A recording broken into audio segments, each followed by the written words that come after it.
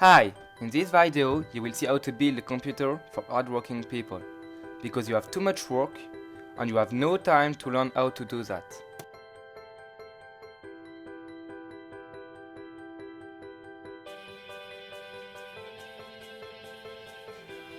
Today we will see how to build a computer. So let's imagine that the computer is in fact a big company. First, we need a place for the company's employees to work in. It will be an office. And in our case, it will be the computer case, also called the tower. The motherboard will be the big boss's office. It controls and tells everyone what to do and when to do it. Everything is connected to it.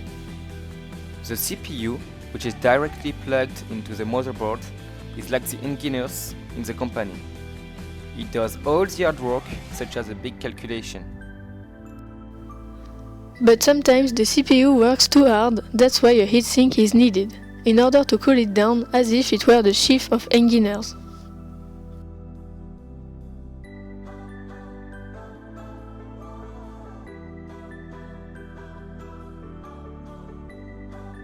The hard disk, in the role of the secretary, who will store and save all the information for good. Unlike the random access memory, which will regularly reset and so lose all the stored information at every reboot of the computer. So we can see it as the intern in the company. He will be exploited by the computer for a short time and it will be reset regularly. It's directly plugged onto the motherboard. All the employees of the company are under pressure, so they all heat up. That's why the manager is needed to cool them down.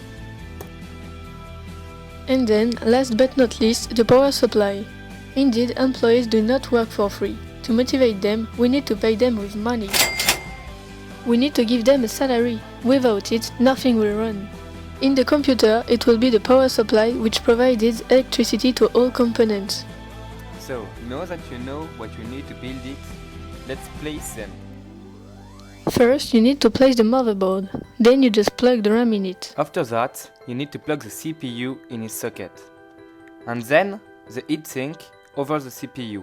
But don't forget to add a thermal paste between them. In the computer case, you have a dedicated area to place the hard disk that you plug using the wire to the motherboard. Unlike the fans, which are placed everywhere in the case. After all, you must place the power supply, which is plugged to every component. And then it's done! Congratulations!